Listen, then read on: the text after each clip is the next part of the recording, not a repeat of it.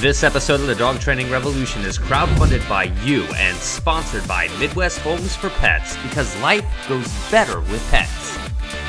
If you've noticed that we've had a lot of puppies on the Dog Training Revolution lately, you're right. Central to our mission is making sure that new puppy parents have all of the tools and know-how they need in order to set their puppy on the right path. And boy, do we have a dog that is a 10 out of 10 on the cuteness scale today. Remington, the Nova Scotia duck-tolling retriever, and I are going to show you some of the most common mistakes that new puppy parents make and how to easily avoid them. If you want to help back the evolution of modern dog training, see the description for details on how to help us with that. A lot of people make these mistakes, so no judgment. Tell me in the comments below if you happen to be making any of these mistakes. Click thumbs up for another video, like me on Facebook at facebook.com/TheZachGeorge.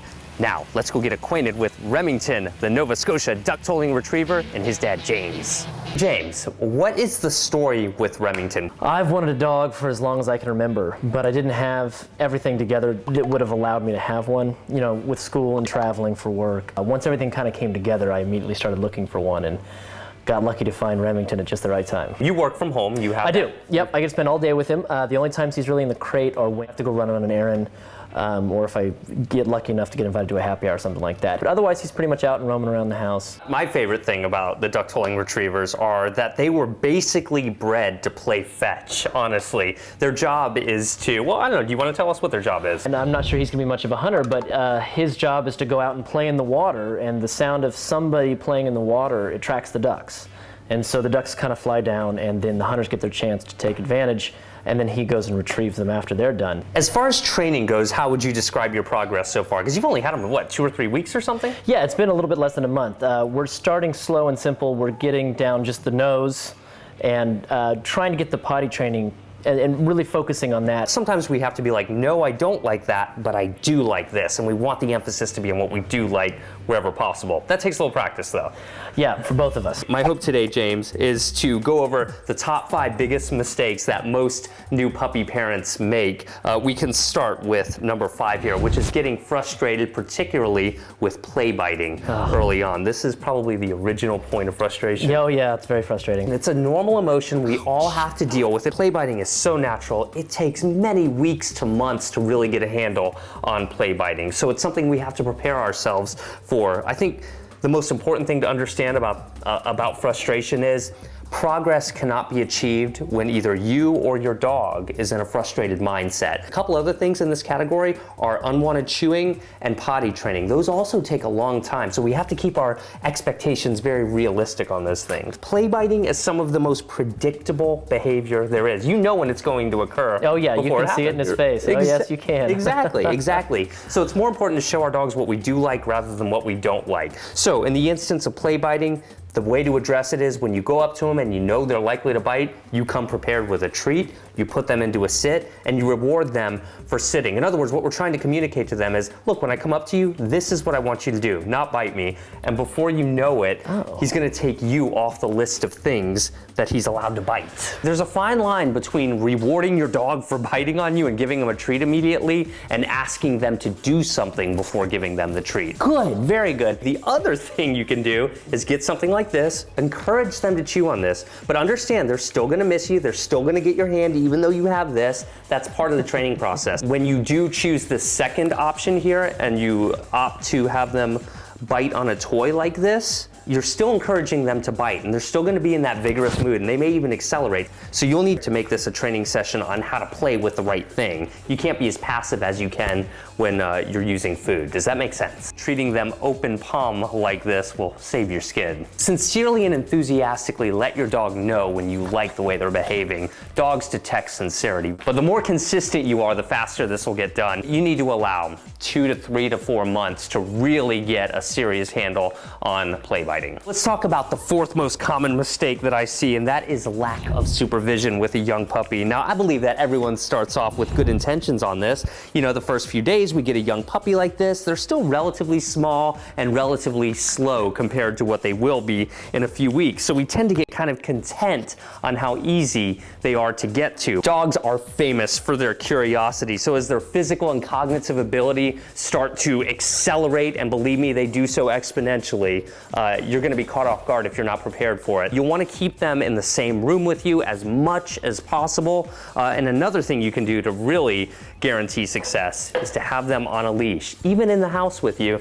That way when they run under furniture, you can easily get them, keep them from running into another room. Of course, there are gonna be times when we cannot supervise our dogs, which is why we wanna make sure we have something like a crate or an exercise pen for our dog. These are made by Midwest Homes for Pets, and while they're sponsoring this video, I wanna remind you that it was me who approached them because I really enjoy their products. I think they make the best products in this category. My favorite feature of Midwest crates is that they come fully assembled, so you don't have to worry about taking them apart every time you want to move them somewhere, with the exception of their very large crates. So this crate happens to have 2 doors. Check this out, look at that. Isn't that neat? What do you think about that, Remington? What I love about this door, did you see what happened here? It actually comes over the top so that you can put it in a corner to save space. This is a cool safety feature on this particular crate that will keep it from falling down on your puppy as well, which is really neat. And I think Remington is super comfortable with the crate already. By the way, when you introduce a crate to your dog, that's exactly what you want to happen. Leave the doors open, let them go in and out, maybe throw some chicken in there to encourage them to just be comfortable with it. I'll have a video in the description that will show you more about how to introduce your dog to a crate as well as potty train your dog. Now, if you do have to leave your dog alone for many hours at a time, you might want to consider something like doggy daycare, having a friend come over to let them out during the day, play a little bit of fetch with them, or coming home on your lunch break, getting them tired before you leave. These are all things that you can do that'll make the transition a little bit easier until you can leave them alone unattended. You could even puppy-proof a certain room in the house. In other words, you wouldn't want to keep a dog in a crate like this for too many hours, but these are fantastic for potty training, for sleeping at night, and for containing them safely for short periods of time. And I'll have links in the description that will tell you how to get these products and how to learn more about Midwest Homes for Pets. Okay, really? There we go. All right, I'm gonna give him a little rest, let him walk around a little bit.